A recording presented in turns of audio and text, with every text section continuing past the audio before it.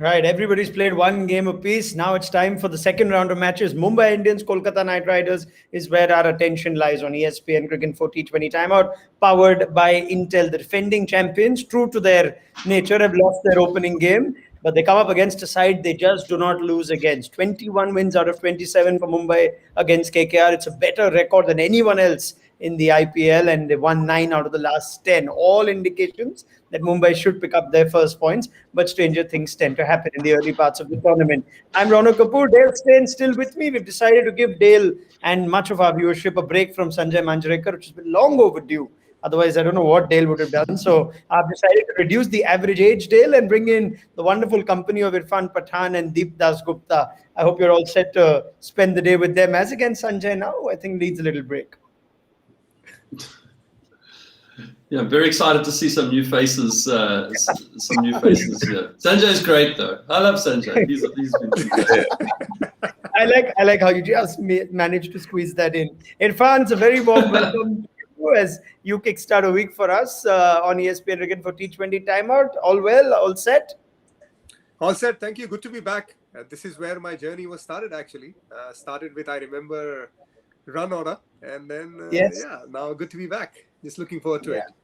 So should I present a cap to you as well, because IPL franchises just giving like caps. is getting so many caps. Yeah, Shakib, the presentation that all of you might have seen a little while earlier, Owen Morgan mentioned that at the toss is Shakib's been given a cap for his 50th appearance for KKR. Before I go to Deep, Dale, you were remarking about how it's become hard to keep track of all these caps that they're giving out. They're keeping really good track of it. Even though Shakib's played for them for the first time in years, they've remembered number 50.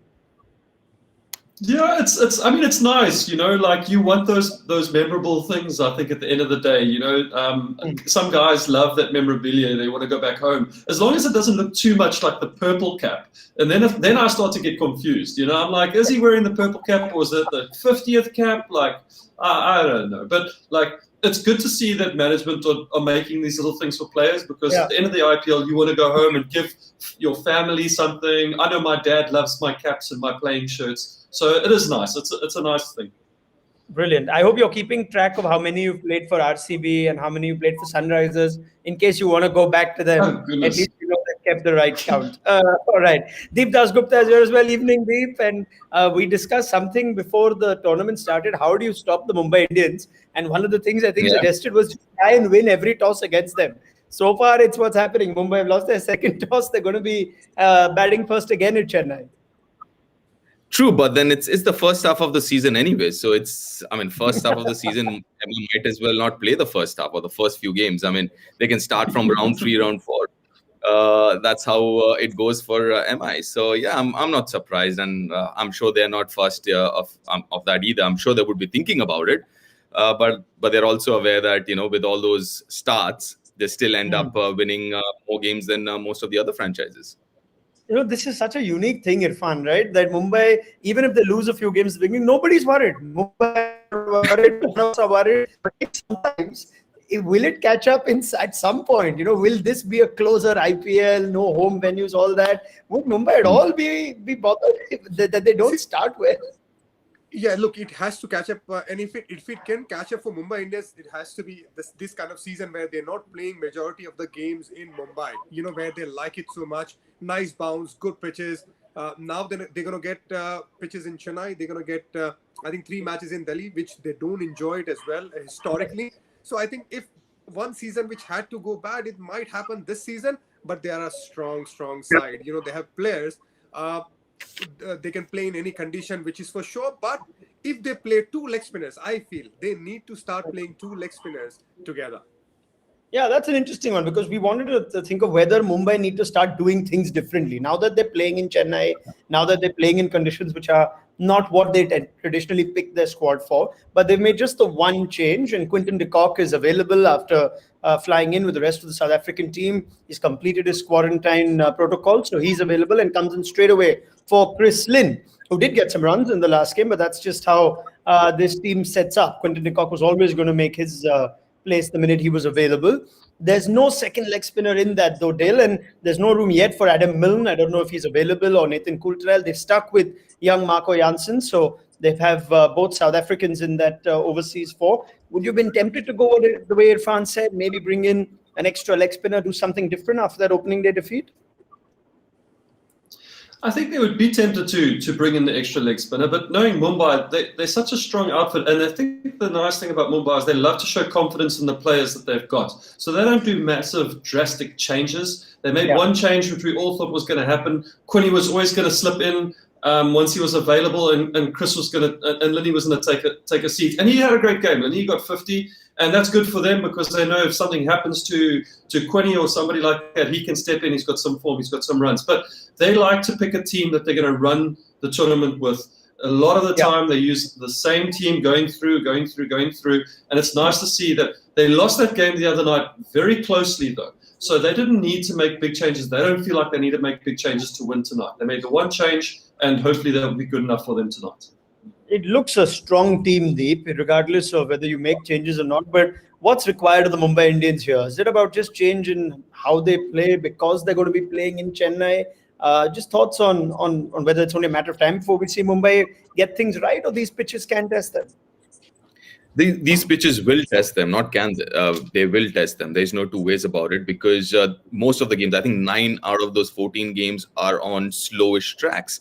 And if you look at even last season, look at all the pitches in Abu Dhabi, Dubai, and initially in Sharjah. They were all good batting pitches, which helped their kind of batting lineup, which is power hitting. So they have to be a little more careful. I mean, someone like Surya needs to have a really good season again this season. Someone like Rohit has to step up because these are guys who play spin very well, especially in the middle order. Someone like Surya or Ishan, Surya especially. Pollard for that matter, he plays spin really well. So these guys have to step up on these conditions because, like Irfan also mentioned, 9 out of 14 games on slowish tracks.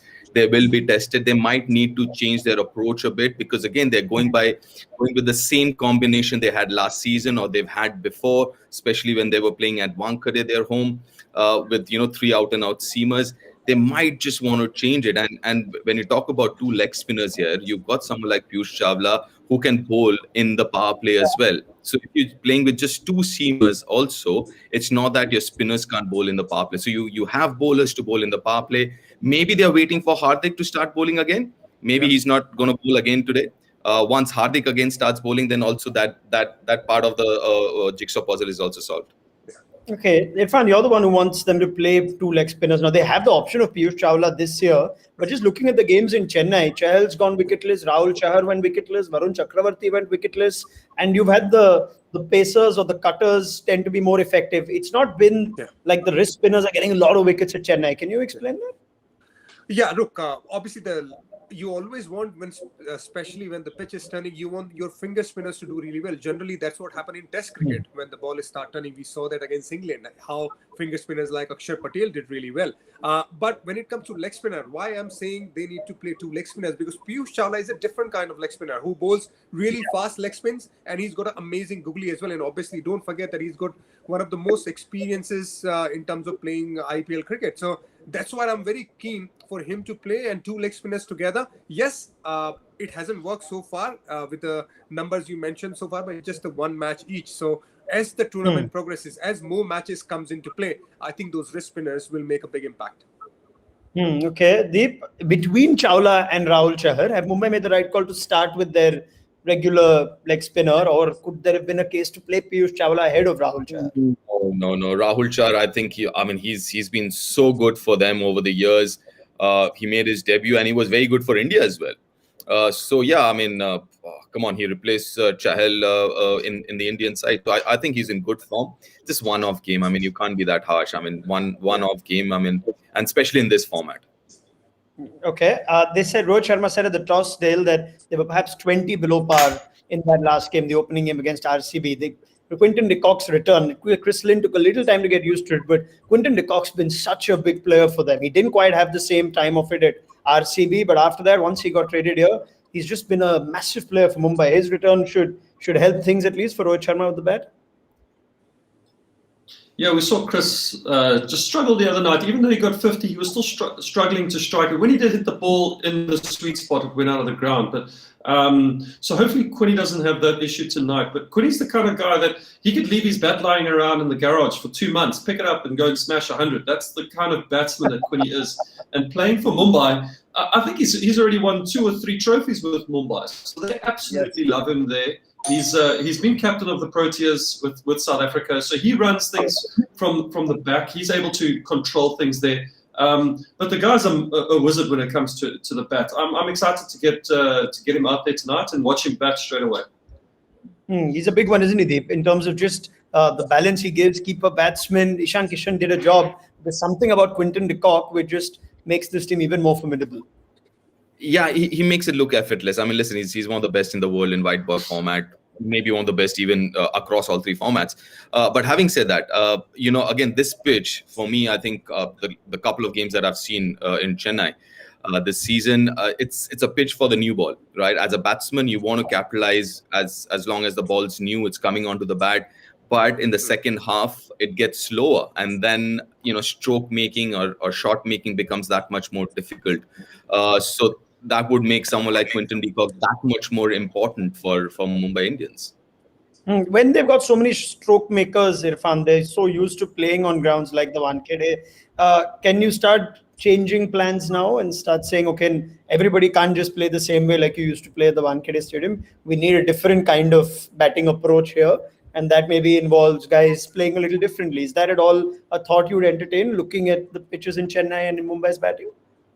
Question on question, how easy it is. It is very difficult to change suddenly the way you've been playing for so many years, and it has been successful mantra for them. They've been very successful playing in Mumbai. Those pitches have extra bounce. They can play just through the line. We saw yesterday Sanju Samson hit one out of the park, which was a slow delivery from Meredith. It didn't turn anything. It didn't grip. So they used to playing that. Suddenly now coming into Chennai and playing differently, I think it's a very, very difficult task. All they need to do is they need to make sure a certain guy, certain players take more responsibility than usual. I think for them, key to success for Mumbai Indians in this IPL especially will be Surya Kumar Yadav, because that guy has amazing talent when it comes to playing spin. He can play sweep, he can play behind the square, he can play in front of the square. So I think if he plays majority of the overs and all the other guys can play the way they play naturally, they'll be fine.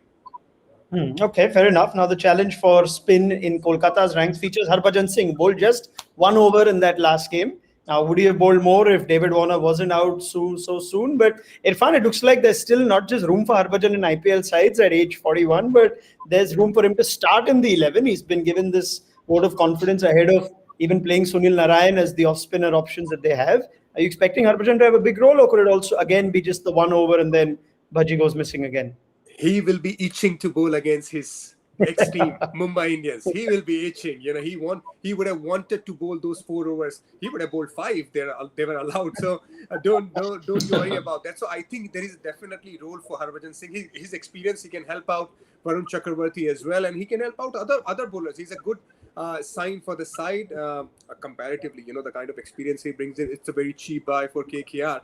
And especially the kind of pitches they're going to be playing, he's going to be very helpful. And today, I think it's going to have a big role, especially bowling against those left-hander, Quinton de Kock. At the same time, Rohit Sharma as well. You can actually play, even if it's off-spinner, you can bowl against him in the power play.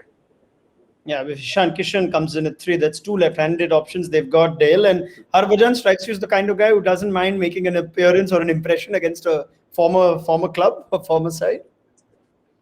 Oh yeah, I'm looking forward to him doing some dance if he gets a wicket. But he'll definitely bowl in the power play for sure. I think with the 2 left-handers, if he can get a wicket early with either Quinny. And yeah, like Irf says, he can get Rohit Sharma out. That there's no reason why he can't get him out. And then you got Ishan Kishan coming there as another left-hander. So you'll see him bowl. I think he'll bowl a lot more than he bowled the other night. That's for sure tonight. All right, I was very curious to see Owen Morgan's use of his bowlers, and we spent a lot of time discussing it. It was while they were bowling second in the last game, Deep, but it looked like there was a clear plan. Pat Cummins was not really bowling 3 in the power play like last season. He was used differently. Andre Russell was given the job to bowl at the end, but he kept changing things up. Now, How do things change now that they're bowling first over here? Are you expecting Pat Cummins to have a real burst at the top? Listen, how I see with Morgan is he's big on matchups. I think he does his homework really well. He's big on those matchups. He's got those numbers with him, and he follows those numbers. For example, I mean, last game was a great example. Pudgy just bowling one over, and he was brought in because of one. As far as I see it, so I think you see a lot of that. You'll see a lot of that with Morgan as the captain. You'll see a lot of these matchups. Cummins being used depending on who's the batsman. Numbers that Pat Cummins has against those batsmen. I think a lot of that would depend on the matchups. All right, and the use of Andre Russell as a death bowler, Dale. If that is the responsibility he's being given, it looks like he's the only guy who Morgan trusted to bowl to at the death last time. Everyone else was just 1 over in the last 5. So it's not like other franchises where you've got 2 guys who are going to close out the innings for you. Could that be the plan? Andre Russell is your death bowler?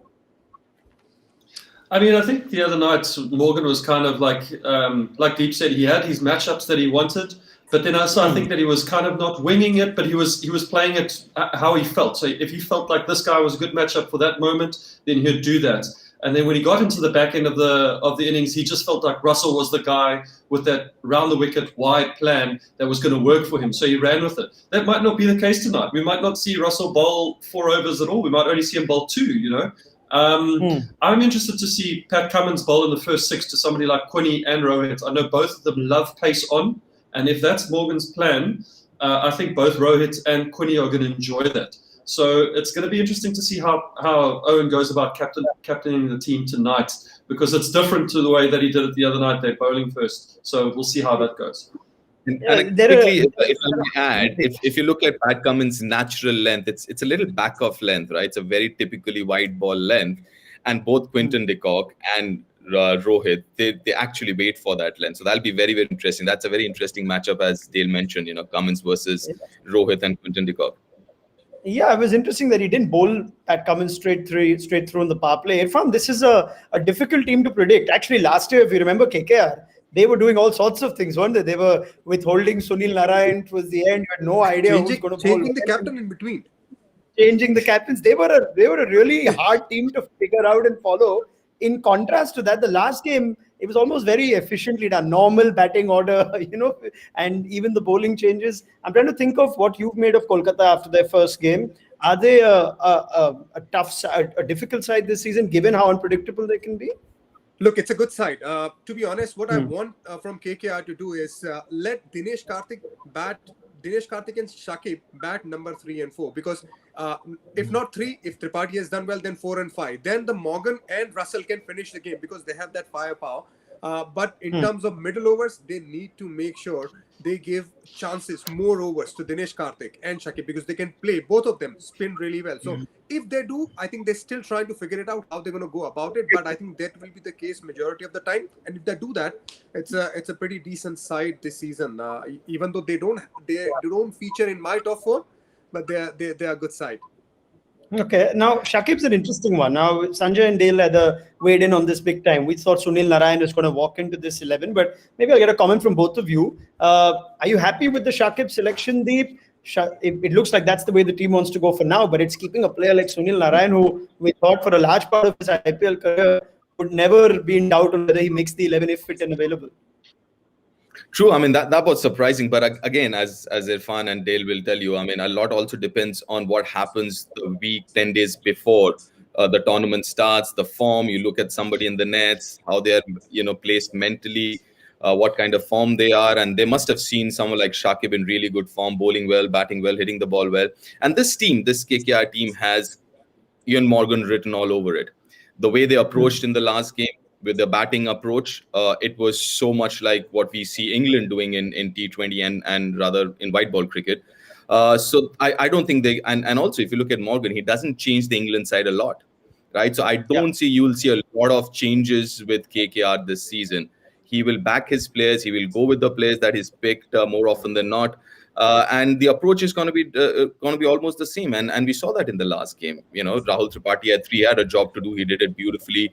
Everyone out there, they just went and from the get-go went after the bowlers. Yeah. Irfan, you happy with that? Shakib over Narayan? Yeah, so far, because he can actually bring in really good stability in the middle over, especially with his batting. Look, we have seen Sunil Narayan going down with the bowling, but I'm actually not happy two guys not playing. I really like the way Kuldeep Yadav generally goes about his business. He has gone down a bit in terms of his bowling, but I would like to see him. I would like to see Sunil Narayan, but you can only play 11 players. And with the combination they are going in right now with the form, I think that's the best side they're trying to choose. All right. Now, there's no better team that Mumbai would want other than Kolkata if they are to pick up their first points. I wonder how much of these matchups get through to players, Dale. Mumbai over KKR. I'm not sure whether there was a particular conversation used to happen in the RCB dressing room against any one franchise in particular, but these matchups play as much on the current players as they do with all of us when we analyze it in the studios. I sometimes it does, when it's put into your face and you see it. It's in the papers or it's on Instagram or it's on social media or something like that. It can play an effect on you. But a lot of the time when players are coming into teams and they haven't been around for a while, like Shakib wasn't in the last IPL. There's a couple other players that are now changing around and everything like that. You tend to forget these things and you just get on with it. It's not like there's somebody in the management staff that is going, don't forget, guys, you've lost 9 of your last 10 games to this team. So, unless it's really presented to you in your face outside of the team media, then you pay attention to it. But for most time, guys are just kind of like studying who they're going to play against. They're looking at the conditions. They're looking at the previous games. How the scores went there, and that's how they're kind of prepping themselves for tonight's game. They're not really looking at the history from the last 2 years or last season and so on. Okay, well, this is a record that Mumbai Indians are proud of, so we'll see if they can keep it going against KKR. Now, just a few minutes before the first ball, so it's time to test the cricketing IQ of our panel. It's time to just step away from the game itself. Deep, Irfan, Dale knows this very well now because he's been winning these 3-question quizzes that we've been playing on our pre-show. Oh, no. But that's because the opponent was Sanjay Manjrekar, so it is a cakewalk for him. So today it will be more challenging, right? It's time for our Intel fastest fan first.